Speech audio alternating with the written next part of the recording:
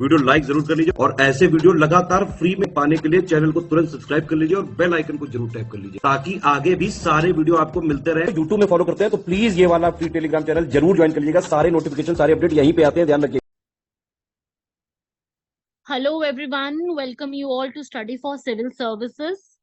और ये चैनल हमारा ओनली करंट अफेयर्स, जिसमें मैं डेली के करंट अफेयर्स की सारी वीडियोस को यहाँ पर अपलोड करती हूँ, जिसमें हम लोग डेली करंट अफेयर्स देखते हैं। और आज हमारी 11 अगस्त की डेट हो गई है, तो इससे जुड़े हुए करंट अफेयर्स को हम लोग स्टार्ट करेंगे और ये देखेंगे कि कौन कौन से इम्पोर्टेंट है। बाकी वीकली, जुलाई की सारी वीकली की जो करंट अफेयर्स है वो भी अपलोड कर दिए गए हैं चैनल पर। आप जा करके अपना सारा वीकली वाला भी कवर अप कर लेना एक बार। उससे क्या होता है कि जितना पढ़ा है उतना आपको पता चल जाएगा कि मैंने इतना कवर कर लिया है, ये सारी चीजें, तो उससे थोड़ा हेल्प मिल जाता है। ठीक है, तो आप सभी लोग जा करके उसको भी एक बार जाके पूरा देख ले।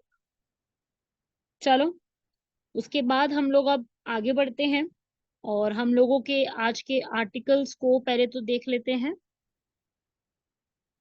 इसकी पीडीएफ चाहिए हो तो आप इन दिए गए नंबर्स पे कॉल करके इजीली जो है पीडीएफ को ले सकती हैं। सबसे पहला है जो इथोपिया में इमरजेंसी की सिचुएशन लगा दी गई है। अगला, विधानसभा में चुनाव लड़ने के लिए न्यूनतम आयु क्या होनी चाहिए। सदस्य की बहाली, अगर एमपी का स्टेटस वापस चाहिए। फिर आदिवासी दिवस मनाया गया है। ओशन के टेम्परेचर में बढ़ावट और शुगर की सरप्लस में बिक्री, या फिर चीनी का अधिशेष होना। सबसे पहला आर्टिकल है कि इथोपिया जो है उन्होंने मिलिट्री के क्लैशेस होने की वजह से जो है क्या डिक्लेयर कर दिया है। इथोपिया ने संघर्ष के बाद वहां पे आपातकालीन की घोषणा जो है वो कर दी है। उसे हम कहते हैं स्टेट ऑफ इमरजेंसी। क्योंकि इथोपिया इथोपिया कहाँ पर है? इथोपिया जो है वो अफ्रीका में आपको देखने को मिलेगा, एरिट्रिया, सोमालिया के साथ में। वहां पर आपातकाल की घोषणा जो है वो कर दी गई है, क्योंकि वहां पर बहुत ज्यादा जो है अप्रैल से जहाँ पे प्रॉब्लम शुरू हुई है, उसके बाद जो है प्रदर्शनकारियों ने वहां पर जो है अटैक करने शुरू कर दिए, आरोप लगाने शुरू कर दिए। तो अभी फिलहाल के लिए क्या चल रहा है कि अभी ये बताया जा रहा है कि भाई जो वहां के अभी प्राइम मिनिस्टर हैं, अभी अहमद भी कह सकते हैं, उन्होंने यहाँ पर घोषणा करी है।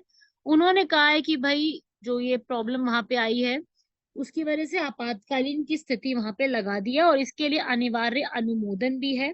संसद द्वारा इसको अप्रूवल कराया जाएगा। अनुमोदित मतलब अप्रूव करना, एक ये होना कि हाँ इसको हम पास कर रहे हैं।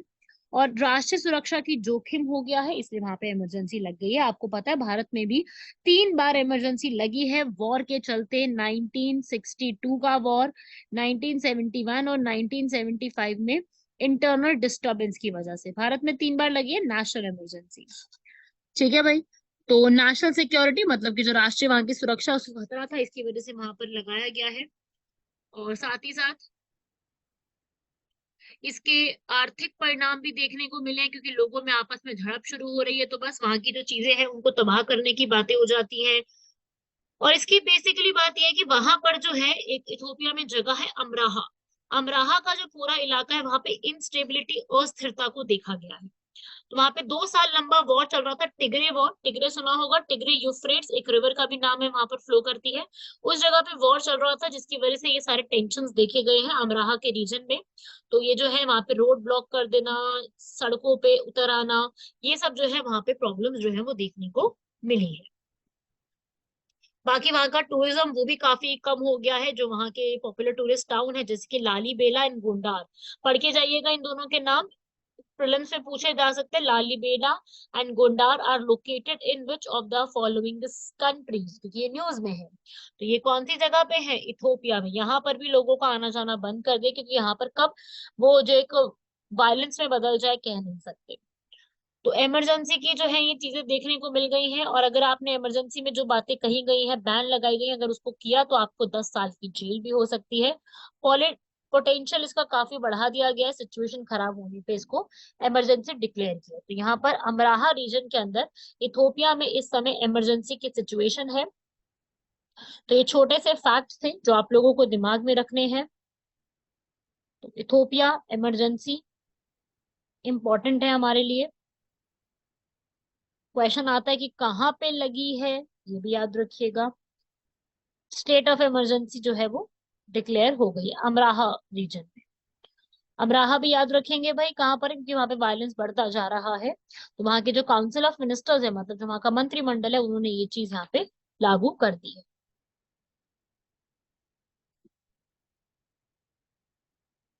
ठीक है भाई, बढ़ते हैं हमारे नेक्स्ट आर्टिकल की तरफ। सेकंड आर्टिकल है, जो विधानसभा होती है उसमें यहाँ पर इलेक्शंस लड़ने की एज आपको पता है ना कितनी होती है, 25 होती है ना। तो अब यहाँ पर जो है ये बोला जा रहा है कि क्या करो कि जो चुनाव लड़ने की न्यूनतम आयु ना उसको घटा के 25 से 18 करो। ठीक है, काफी बड़ा डिसीजन होगा।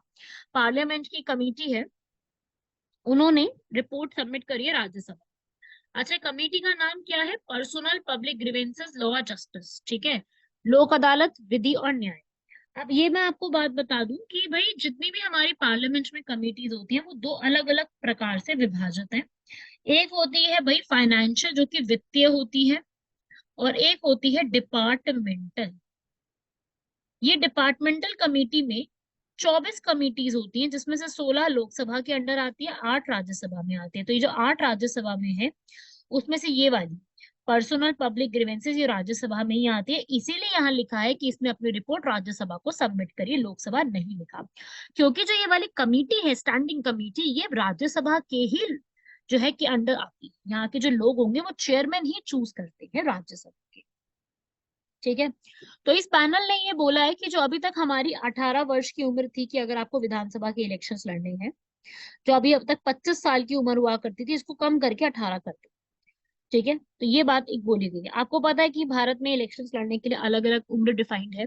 जैसे अगर आपको राष्ट्रपति हमारे प्रेसिडेंट के इलेक्शन लड़ने हैं तो आपकी न्यूनतम उम्र 35 वर्ष होनी चाहिए। वही अगर आपको राज्यसभा के इलेक्शन उपराष्ट्रपति के लड़ने हैं, वाइस प्रेसिडेंट के, तो अगेन आपकी उम्र 35 वर्ष होनी चाहिए।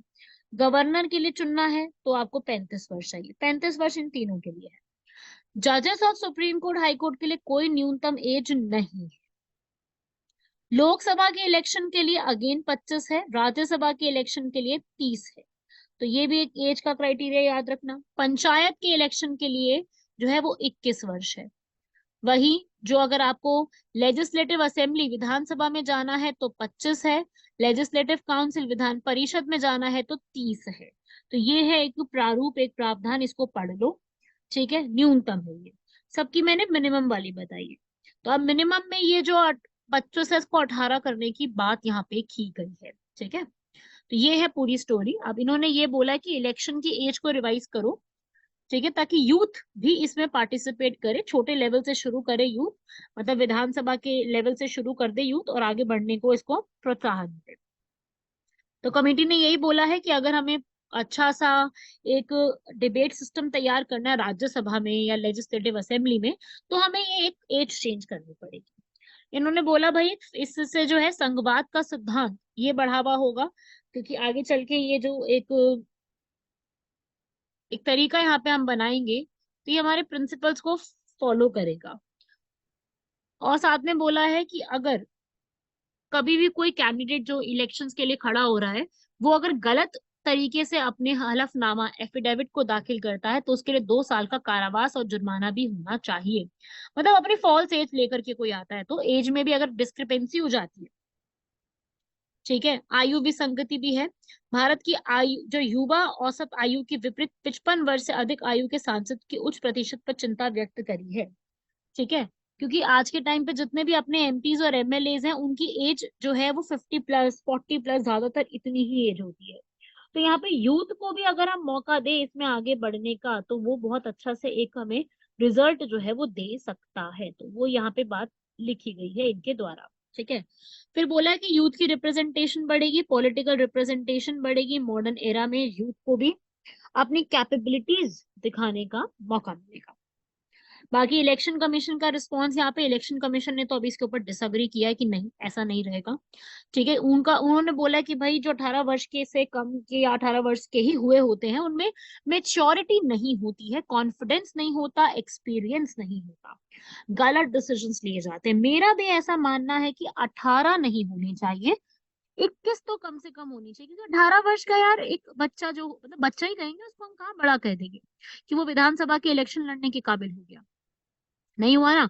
वोट देने के काबिल हो गया, हमने वो एज तो कर रखी है 21 से 18, वो तो हमने 1989 में ही कर दी थी राजीव गांधी के समय में।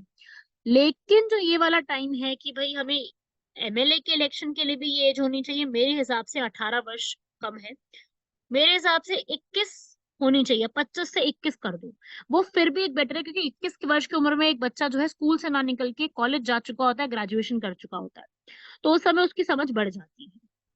और 18 में अभी तो बच्चा स्कूल से ही निकला, 12th पास ही करा है, तो अभी तो उतनी समझ नहीं होती। बच्चों को यही समझ नहीं होती कि एमपी और एमएलए में फर्क क्या होता है, तो अभी थोड़ा सा ये चीज मुश्किल है।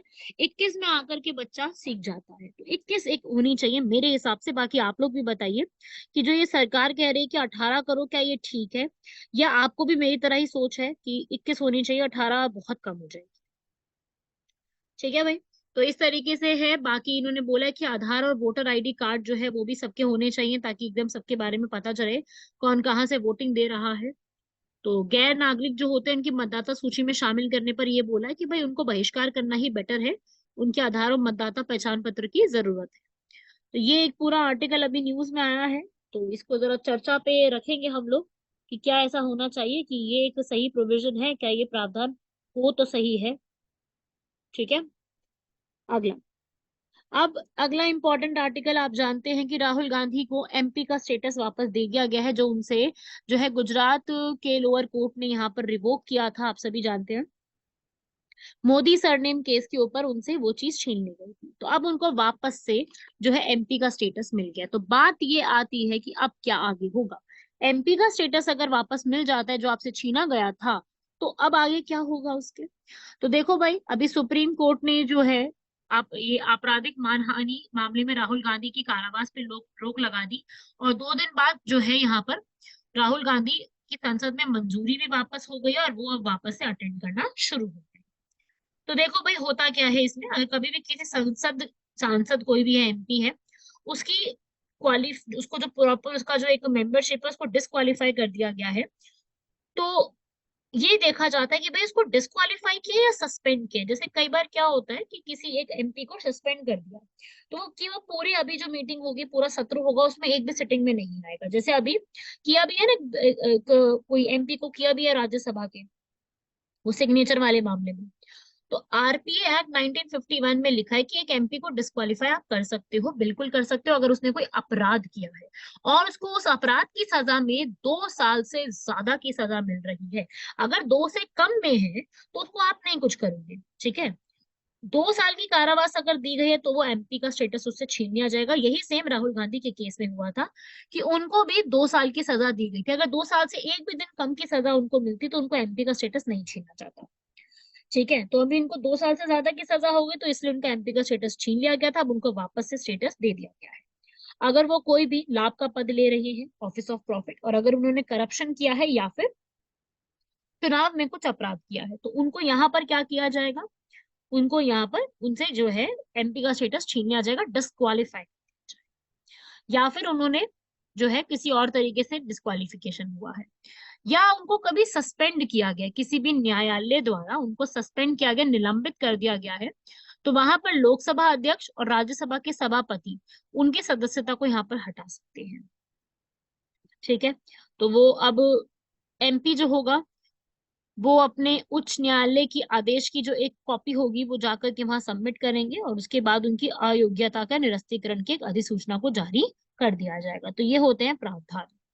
ठीक है भाई, डिस्क्वालिफिकेशन से जुड़ी हुई बातें हम देख लेते हैं। हमारे कॉन्स्टिट्यूशन में भी लिखा हुआ है आर्टिकल नंबर 102 में, आर्टिकल नंबर 102 में एमपी के लिए लिखा है, 191 वाले में एमएलए के लिए। एमपी का मतलब सांसद, एमएलए का मतलब विधायक। इनके लिए लिखा गया है, जिसमें ये बताया गया कि अगर कभी भी उनका जो है दिमाग से कोई मानसिक रूप से समस्या हो जाती है, या उनका दिवालिया निकल गया है, या वैध नागरिक भारत के ही नहीं रहे वो, तब उनको क्या किया जा सकता है, डिस्क्वालीफाई किया जा सकता है हमारे कॉन्स्टिट्यूशन के हिसाब से। सेम ऐसे ही एक और जो है बात है वो 10th शेड्यूल में लिखी गई, 10वीं अनुसूची में, जिसको कॉन्स्टिट्यूशन में 52nd अमेंडमेंट एक्ट 1985 के तहत ऐड किया गया था। पता है ना सबको ये चीज कि 10th शेड्यूल क्या है? जिस भी स्टूडेंट को नहीं पता 10th शेड्यूल का क्या अर्थ होता है या इसमें क्या चीजें आती है, मुझे कमेंट बॉक्स में बताओ कि मैम हमें नहीं पता 10th शेड्यूल क्या है और उसको लर्न कैसे करने होते हैं शेड्यूल्स। तो बताना, शेड्यूल्स की एक अलग से आपको जो है वो ट्रिक और बाकी सारी बातें मिल जाएंगी। ठीक है, तो उनके बेस पे भी होता है कि अगर आपने दल बदला है, आप आया राम गया राम वाली सिचुएशन कर रहे हैं, एक दल से दूसरी दल में आ रहे हैं, डिफेक्शन के तहत भी आपको यहाँ पर ये डिस्क्वालीफाई किया जा सकता है। तो ये दो तो कॉन्स्टिट्यूशन में लिखे हैं, बाकी तीसरा आरपीए एक्ट 1951 के तहत है।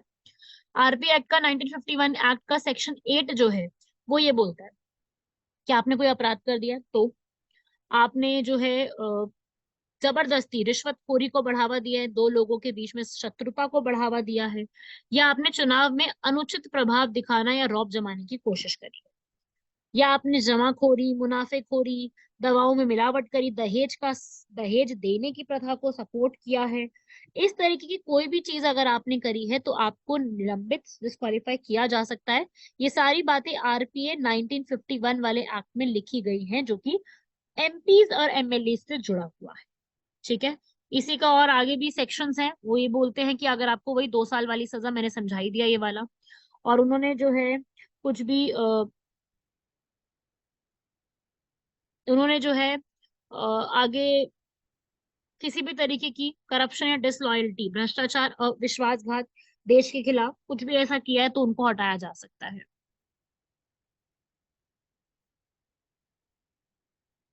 ठीक है भाई, और ये जो अयोग्यता रहेगी ये उनकी 6 साल की अवधि तक रहने वाली है। अगर उनको अयोग्य साबित कर दिया गया तो उनकी ये 6 साल की अवधि तक रहने वाली है। तो ये सारे पॉइंट्स हैं जो कि हमें अयोग्य बताते हैं। ठीक है भाई, ये आप अपने दिमाग में रखिएगा सारे पॉइंट्स को। ये है आपका पूरा आर्टिकल जिसको हमने अभी कंप्लीट करा है। अगला आता है भाई ट्राइबल डे के ऊपर। आप सभी लोग जानते हैं वर्ल्ड ट्राइबल डे, आदिवासी दिवस जो है वो मनाया गया है 9 अगस्त को। मैंने बताया हुआ है 9 अगस्त और 8 अगस्त और 7 अगस्त कितना जरूरी है अपने लिए। आप जानते हैं कि 7 अगस्त, आप सभी लोग जानते हैं कि 7 अगस्त को हम लोग जो है वो क्या मनाते हैं? 7 अगस्त को हथकरघा दिवस, क्योंकि उस दिन स्वदेशी मूवमेंट स्टार्ट हुई थी, तो इसलिए हम हथकरघा दिवस जो है उस दिन मनाया जाता है। और साथ ही साथ 8 अगस्त को हम लोग क्या मनाते हैं? 8 अगस्त 1942 को क्विट इंडिया मूवमेंट, अंग्रेजों भारत छोड़ो मूवमेंट की शुरुआत हुई थी, तो 8 अगस्त उसके लिए इंपॉर्टेंट है। और ऐसे ही जो काकोरी है, काकोरी दिवस भी मैंने आपको बताया हुआ है। काकोरी एक्शन डे जो है वो 9 अगस्त को हुआ था। तो 9 अगस्त 1925 हमारे काकोरी के लिए इंपॉर्टेंट है। और 9 अगस्त आपने और क्यों याद रखना है? क्योंकि इस दिन ट्राइबल डे, आदिवासी दिवस भी मनाया जाता है। याद हो जाएंगे ये कुछ बातें जो मैंने आपको बताई हैं, 3-4 इनको दिमाग में रखना है, कब कब क्या क्या दिन जो है वो अलग से मनाए जाते हैं। इन पे सवाल 100% बनते हैं डेट्स के ऊपर, कि इस दिन क्या, इस डेट को क्या इंपॉर्टेंट चीज हुई थी या इस डेट को क्या इंपॉर्टेंट चीज हुई थी, तो ये पूछे जाते हैं। ठीक है, तो ट्राइबल डे है यहाँ पर। इस दिन जो है ट्राइबल्स का कल्चर, ट्रेडिशन, ये सब मनाया जाता है। और इसी दिन के लिए हमारे लिए जो है, आपको मैंने बताया था, उत्कर्ष एक फेस्टिवल जो है वो मनाया जाता है। इस बार उत्कर्ष फेस्टिवल जो है कहाँ मनाया गया? मध्य प्रदेश की कैपिटल भोपाल में मनाया गया है। उत्कर्ष फेस्टिवल जितने भी ट्राइबल पीपल हैं उनकी आर्ट से जुड़ा हुआ है। तो ये असल में ट्राइबल डे जो है ये यूएन ने स्टार्ट किया था, क्योंकि वर्ल्ड है ना, इंडिया का नहीं है, वर्ल्ड है, नेशनल नहीं है। ठीक है, तो 1982 में इसकी शुरुआत की गई थी और तब से अब तक इसको बखूबी मनाया आता जा रहा है, जिसमें हम लोग ट्राइबल फेस्टिवल्स के लिए ट्राइबल की नॉलेज, डाइवर्सिटी को जान सकते हैं अभी, क्योंकि बहुत से कम लोगों को जानकारी है ट्राइबल पीपल के बारे में। ठीक है, क्योंकि ट्राइबल की अगर मैं स्पेशली बात करूं तो बहुत कम लोग जानते हैं ट्राइबल पीपल के बारे में। ट्राइब का मतलब होता है कि एक डिफरेंट कैटेगरी में रह रहे हैं वो लोग, उनका एक बात करने का तरीका, उनकी लैंग्वेज डिफरेंट। तो ट्राइबल पीपल वही कहलाते हैं और इंडिया की अगर मैं बात करूं हाल फिलहाल में की, इंडिया में बहुत कॉमनली गोंड, भील, संथल, मुंडा, खासी, गारो, जैंतिया, भूटिया, ग्रेट अंडमानी, ये सब है। भारत में सबसे ज्यादा ट्राइबल पॉपुलेशन जो किसकी रहती है, वो किसकी है, भील की। मध्य प्रदेश, गुजरात और राजस्थान के इलाकों में इवन भील्स ने डिमांड भी करी है, हमें अलग से भील प्रदेश बना के दिया जाए। ठीक है, तो ऐसा भी डिमांड आई है। तो ट्राइब का मतलब यही होता है भारत के अंदर। हम लोग जो ट्राइब हैं, उन ट्राइब्स को अगर हम स्पेशल स्टेटस देते हैं तो उनको हम किस गिनती में ले आते हैं, शेड्यूल्ड ट्राइब्स की गिनती में ले आते हैं। हमारा शेड्यूल नंबर 5 और 6 जो है अनुसूची, वो इसी के बारे में। ट्राइब्स भारत के अंदर कमी नहीं है, 700 करीब ट्राइब्स हैं। ठीक है, 700 बहुत ज्यादा अमाउंट में है, जिसमें सबसे ज्यादा ट्राइब की बात करूं तो वो आपको उड़ीसा में मिलेंगी, मध्य प्रदेश, झारखंड, यहाँ पर आपको देखने को मिलेंगे। राजस्थान में आपको मिलेंगे भील, धानका, मीना, नाइकड़ा, नायका, कथोडी, पटेलिया, सहारिया, ग्रासिया, ऐसे आपको ट्राइब्स मिलेंगे। वही मैं बात करूं यूपी की तो आपको मिलेंगे भोटिया, गोंड, सहारिया, पहाड़िया, अगारिया, कोल, राजी, थारू, बक्सा, जौनसरी, ये सब है। ठीक है, मैं ये जस्ट एग्जांपल दिया आपको। मेघालय के तो आपको पता ही है, गारो, खासी, जयंतिया, वहां पे हिल्स के भी नाम है, ये तो आप लोग जानते हैं, नहीं पता तो ज्योग्राफी में आपको ये पढ़ना चाहिए। तो इस प्रकार से बहुत से ट्राइब्स हैं भारत में, जिनके बारे में नॉलेज होना जरूरी है। ठीक है, इस बार की थीम देख लीजिए। थीम जो है यहाँ पर, indigenous youth as agents of change for self determination. जिसका अर्थ है आज के टाइम पे सेल्फ डिटर्मिनेशन की जरूरत है और आज की यूथ को इस चीज को इंकरेज करने की जरूरत है। तो ये थीम जो है वो इसी पे फोकस करके बनाई गई है। क्लियर हुआ ट्राइब्स के बारे में। अगला आर्टिकल है, इस बार जो हमें ओशन के टेम्परेचर में वृद्धि देखने को मिल रही है, इंक्रीमेंट जो देखने को मिल रहा है, पहले के रिकॉर्ड्स को सरपास करके जो है टेम्परेचर 20.96 डिग्री सेल्सियस तक बढ़ गया है। ओशन में हीट एब्जॉर्प्शन बढ़ता जा रहा है।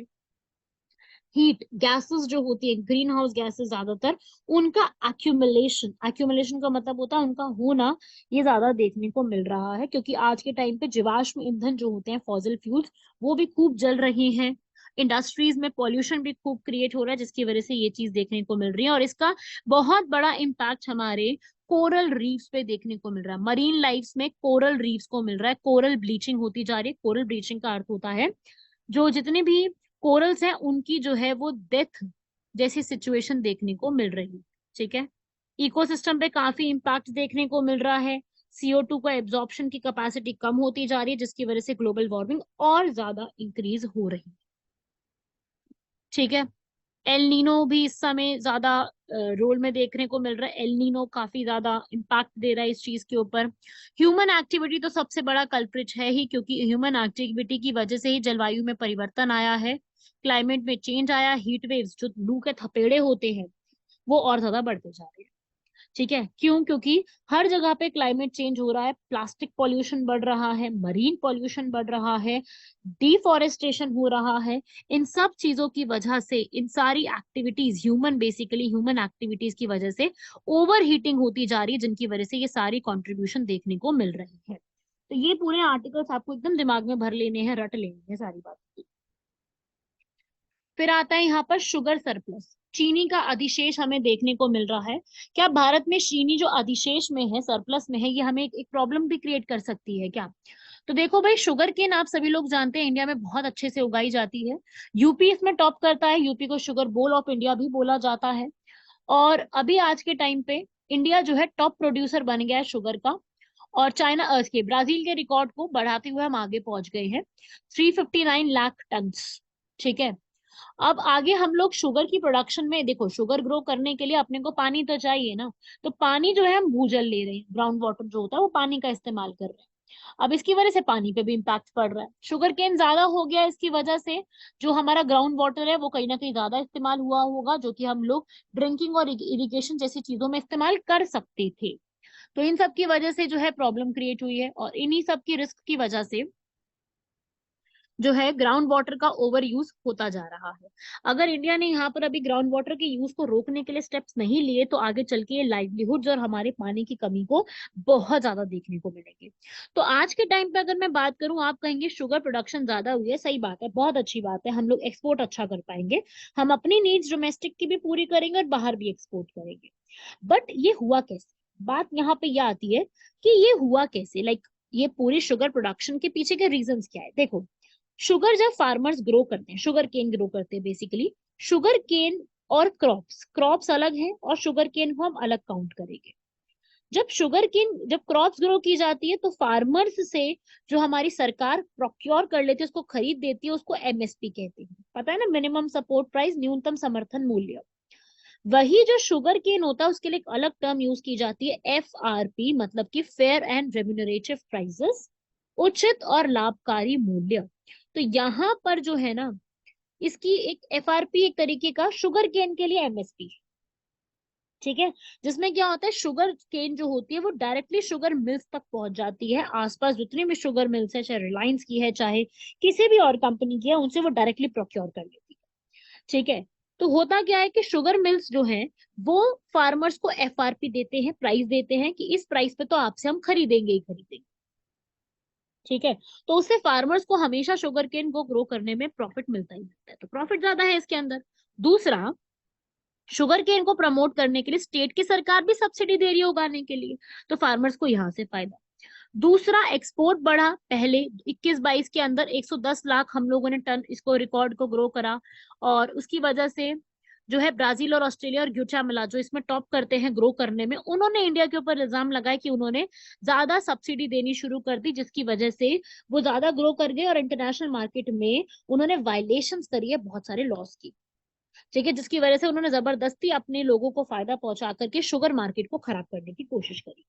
तो अभी आज के टाइम पे इंडिया की पोजीशन टॉप पे है शुगर में, डिमांड की शुगर की बहुत ज्यादा है, और हमने मीट भी करी है और हमने एक्सपोर्ट भी करना शुरू किया, प्रोड्यूस भी ज्यादा कर रहे हैं और एक्सपोर्ट भी बहुत ज्यादा कर रहे हैं। समझ गए स्टोरी को। तो यहाँ पर ये बातें बोली गई हैं, इंडिया के ऊपर एक्यूजेशंस काफी लगाए गए हैं, और शुगर प्रोडक्शन ज्यादा हुई, हायर एक्सपोर्ट हुए, गवर्नमेंट ने फिर और ज्यादा सब्सिडी देनी शुरू कर दी ताकि और बेटर जो है ओवरसीज सेल की जा सके। ओवरसीज सेल का मतलब होता है कि बाहर भी हम और अच्छे से बेच सके, बाहर भी, बाहर के देशों में।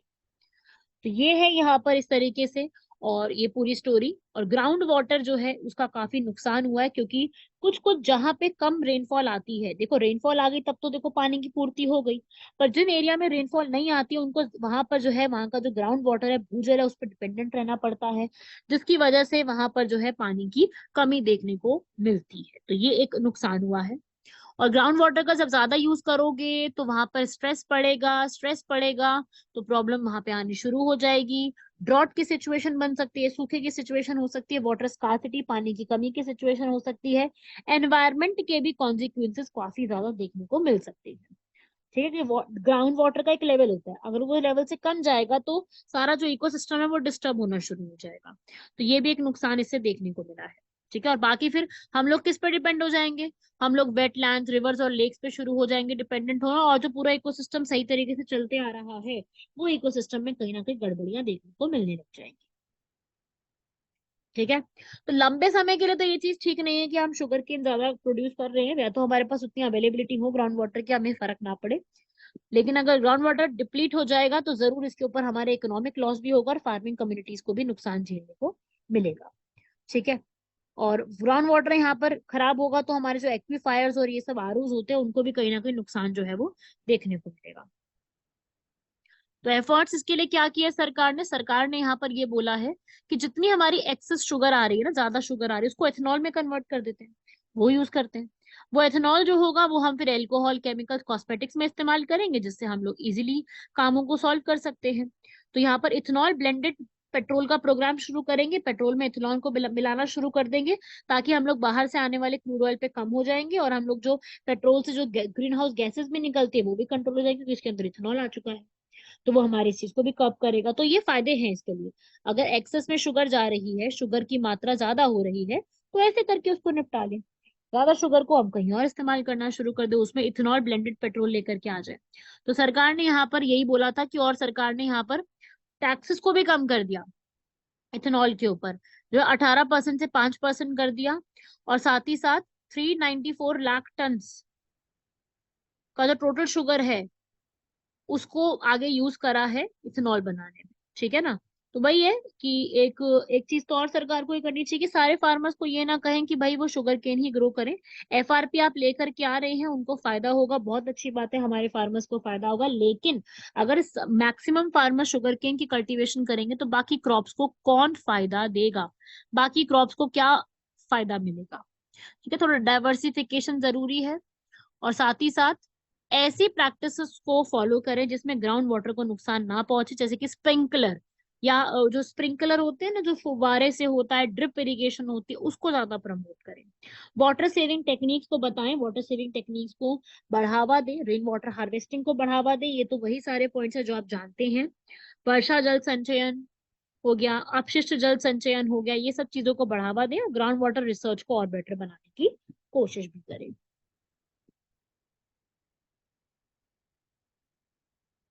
तो ये रीड कर सकते हो आप, लोगों में और फार्मर्स में टेक्निक्स को लेके आना। वैसे तो सरकार ने काफी चीजें करी भी है, मैं ये नहीं कहूंगी कि करा नहीं है, काफी सारी चीजों को प्रमोट किया भी है, तो वही उसी के बारे में बातें हैं ये।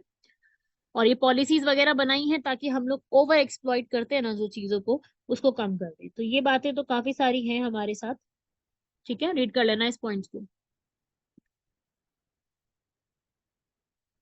अगला आता है भाई रायसीना डायलॉग। ये सुना होगा आपने, रायसीना हिल्स, राष्ट्रपति भवन जो बना हुआ है हमारा, उसी के पास में रायसीना एक हिल्स है। तो रायसीना हिल्स क्या है बेसिकली, ये एक ऐसी बहुत बड़ी कॉन्फ्रेंस होती है, जैसे एक हुआ करती थी शंग्री-ला डायलॉग। एक शंग्री-ला डायलॉग हुआ करता था जो कि सिंगापुर ऑर्गेनाइज करता था, जिसमें वो और किसी ना किसी कंट्री को इनवाइट करके डिस्कशंस किया करते थे कि हम किस तरीके से इस टॉपिक पे कैसे बढ़ सकते हैं, तो वो डिस्कशंस होती। अब क्या है, शंग्री-ला डायलॉग तो सिंगापुर का हो गया। अब इंडिया ने भी रायसीना डायलॉग शुरू किया। रायसीना हिल्स का नाम है जहां पर राष्ट्रपति भवन लोकेटेड है, जो कि हमें observer research foundation, external affairs ministry के साथ मिलकर शुरू करते हैं। ऑब्जर्वर रिसर्च फाउंडेशन हमारी सरकार का थिंक टैंक की तरह काम करता है, जो कि रिलेशंस कैसे बनाने हैं उसके ऊपर जोर देता है। ये 2016 से दिल्ली में चलता आ रहा है, जिसमें इंडिया जो है हर बार किसी कंट्री को इनवाइट करता है। जैसे लास्ट टाइम इटली के प्राइम मिनिस्टर मेलोनी को इनवाइट किया था, फ्रांस का किया था, यूरोपियन यूनियन की जो हेड है प्रेसिडेंट उनको किया। तो अलग अलग कंट्रीज के लीडर्स को बुलाते हैं, जिनके साथ डिस्कशंस होती हैं कि हम उनके साथ पर्टिकुलर रिलेशन को कैसे बढ़ा सकते हैं। तो उसे हम कहते हैं Raisina dialogue, same as the Shangri La dialogue. Point clear हो गया। ये हर साल होता आ रहा है। पिछली बार जो हुआ था उसमें इटली की प्रेसिडेंट या prime minister, I think Meloni थी, वो आई थी। और बाकी उसके पिछली बार यूरोपियन यूनियन क्या है, उससे पिछली बार फ्रांस की। तो ये हर साल चलता जा रहा है, हर साल कोई ना कोई गेस्ट आता है चीफ गेस्ट के रूप में, और फिर उस पर डिस्कशंस और वो सारी चीजें की जाती हैं जो कि भारत की इकोनॉमी के ऊपर और सारे जो भी चैलेंजेस होते हैं दो कंट्री यहाँ पे कैसे कर सकते हैं। Even MoUs, memorandum of understanding भी साइन किए जाते हैं। तो उसे हम कहते हैं रायसीना डायलॉग। तो ये स्टेटमेंट्स ठीक है, आप पढ़ सकते हैं इसके बारे में, सारी स्टेटमेंट्स ठीक लिखी हुई। अगला आता है भाई nuclear fusion reaction. Nuclear fusion reaction क्या होता है कि दो चीजों को कंबाइन कर दो और एक सिंगल चीज बना दो, उसे कहते हैं न्यूक्लियर फ्यूजन। फिजन नहीं, फिजन होता है तोड़ना, फिजन होता है एक एटम को दो पार्ट में तोड़ देना, वो फिजन है। फ्यूजन का अर्थ होता है कि आप दो एटॉमिक न्यूक्लियाई को एक सिंगल में कंबाइन करते हो, ए प्लस बी को आप एक अलग से अलग एक एटम बना देती हो। ठीक है, ये वही सेम फंडामेंटल पावर है जो कि सूर्य और अन्य तारों से ऊर्जा प्राप्त होती है। ये वही एक तरीके की फंडामेंटल रिएक्शन, बिल्कुल सही लिखा हुआ है। ठीक है, करेक्ट आंसर इज सी। तो ये थे आज के हमारे सारी बातें। आप इनको पढ़िए, सब चीजों को, सारे आर्टिकल्स को रीड करो। मैं बता देती हूँ आपको जितने भी आर्टिकल्स आज पढ़े हैं वो किस किस के लिए जरूरी है, रिवाइज कर लो एक बार मेरे साथ। हमने फर्स्ट पढ़ा इमरजेंसी इथोपिया। इंपॉर्टेंट ज्यादातर इसमें क्या है कि भाई जो कहाँ पे इमरजेंसी की स्टेट आई है वो इम्पोर्टेंट है। दूसरा इसके पीछे के रीजन क्या है, बस। ये एक आर्टिकल है, डिबेट के ऊपर आर्टिकल है, और बताइएगा जरूर कमेंट बॉक्स में आप क्या सोचते हैं इसके लिए। ये एक डिबेटफुल आर्टिकल है, इसको आप प्रीलिम्स और मेंस किसी से मत जोड़िए। ये मैंने आपको जो भी इसके अंदर डिस्क्वालिफिकेशन के पॉइंट बताया कि किसमें क्या लिखा है, आरपीए में क्या क्या लिखा है, रिप्रेजेंटेशन ऑफ पीपल एक्ट, और 10th शेड्यूल में क्या क्या लिखा है, वो जो बातें बताई है ना वो जरूर, कि किसमें क्या बात लिखी है, कि कैसे डिस्क्वालीफाई किया जाता है, वो पॉइंट्स आपके लिए जरूर। ट्राइबल डे, डे इंपॉर्टेंट है बहुत ज्यादा, और इसके पीछे किसने स्टार्ट किया था। ओशन टेम्परेचर के रीजंस इंपॉर्टेंट है, क्योंकि ये रीजंस आपके मेंस में ज्यादा काम आते हैं, प्रीलिम्स में सवाल कम आते हैं। शुगर सरप्लस, ये आपका मेंस का ही आर्टिकल है, डिबेट के ऊपर पता होना चाहिए पूरा एक ओवरव्यू। ठीक है भाई, इस पूरे का एक ओवरव्यू होना आपके लिए बेहद जरूरी था। तो इस तरीके से आपके ये पूरे आर्टिकल्स थे, इनको कवर अप कीजिएगा। ये चारों 6 आर्टिकल और 2 क्वेश्चन, रायसीना डायलॉग इंपॉर्टेंट है, लिख लेना उसको। कल की क्लास में मैंने एनडीए में बताया था, वो भी बहुत इंपॉर्टेंट था। आज मैंने रायसीना डायलॉग बताया, ये भी उतना ही इंपॉर्टेंट है। ठीक है, तो जी ये जो मैं दोबारा रिपीट कर रही हूँ ना कि ये पढ़ लेना, इसका मतलब वो बहुत ज्यादा इंपॉर्टेंट है। वो चाहे आप आरओ का एग्जाम दो, चाहे आप आरएएस दो, चाहे आप बीपीएससी दो, चाहे आप यूपीपीसीएस दो, चाहे आप यूपीएससी दो, सारे एग्जाम्स में कहीं ना कहीं काम आएगा, सारे के सारे। ठीक है भाई, तो कंप्लीट कर लो इसको, बाकी मिलते हैं आप लोगों से अगले लेक्चर में। तब तक के लिए धन्यवाद, शुक्रिया, जय हिंद।